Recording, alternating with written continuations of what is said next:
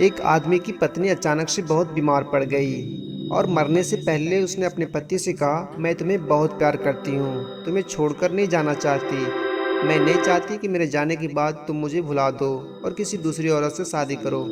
वादा करो कि मेरे मरने के बाद तुम किसी और से प्रेम नहीं करोगे, वरना मेरी आत्मा तुम्हें चैन से जीने नहीं देगी। और इतना कहकर वो चल बसी।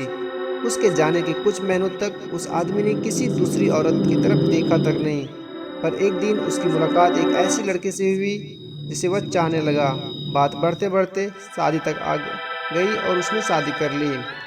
शादी के ठीक बाद आदमी को लगा कि कोई उससे कुछ कह रहा है। मुड़कर देखा तो वो उसकी पहली पत्नी की आत्मा थी। आत्मा बोली, तुमने अपना वादा तोड़ा, अब मैं हर रोज तुम्हें परेशान करने आऊंगी। और इतना कहकर वो गायब हो गई। आदमी घबरा गया, उसे रात भर नींद नहीं आई।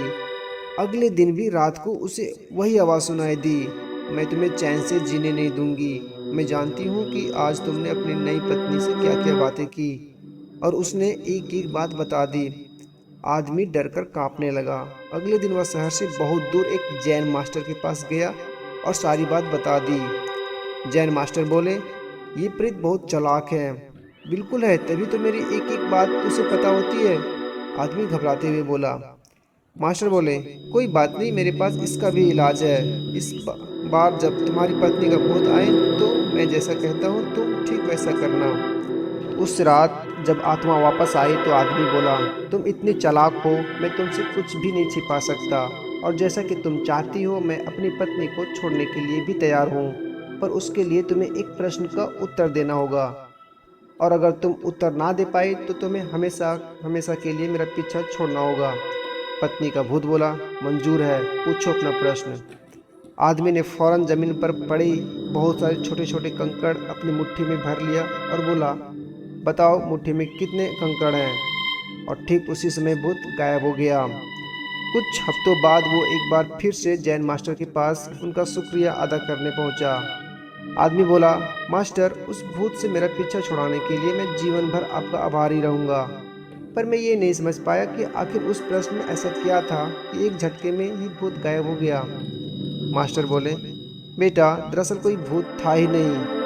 मतलब? आदमी आश्चर्य से बोला।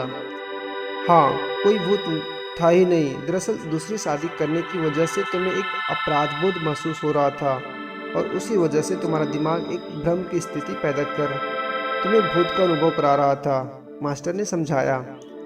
पर ऐसा था तो वो मेरी हर एक बात कैसे जान जाता था? आदमी ने पूछा। मास्टर मुस्कुराते हुए, क्योंकि वो तुम्हारा बनाया हुआ ही भूत था, इसलिए जो कुछ तुम जानते थे वही वो भी जानता था। और यही कारण था कि मैंने तुम्हें वो कंकड़ वाला प्रश्न पूछने को कहा, क्योंकि मैं जानता था कि इसका उत्तर तुम्हें भी नहीं पता होगा और इसलिए भूत भी इसका उत्तर नहीं दे पाएगा और तुम्हें तुम्हारे दिमाग की ही उपज से छुटकारा मिल जाएगा। आदमी अब पूरी बात समझ चुका था। उसने एक बार फिर मास्टर को धन्यवाद किया और अपने घर लौट गया। फ्रेंड्स, इसी तरह कई बार हमारे मन में भी किसी पुरानी बात को लेकर एक गिल्ट फीलिंग रह जाती है। कहानी में भूत का आना उसी तरह की फीलिंग का एक एक्सट्रीम फॉर्म है। पर अधिकतर मामलों में हम किसी पुरानी घटना को याद कर अफसोस करते हैं और कभी कभार खुद पर क्रोधित भी हो जाते हैं। ऐसा बार बार करना गलत है। अपने भूत की वजह से अपने भविष्य और वर्तमान को बिगाड़ने में कोई समझदारी नहीं है। इसलिए अगर आप भी किसी पुरानी घटना की वजह से अपराधबोध महसूस करते हैं तो ऐसा ना करें।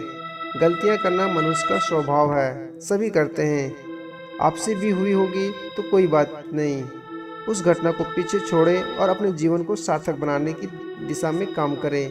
तो ये थी आज की एक छोटी सी स्टोरी। अगर वीडियो पसंद आया होगा तो चैनल को सब्सक्राइब जरूर करें। मिलते हैं एक नई कहानी के साथ।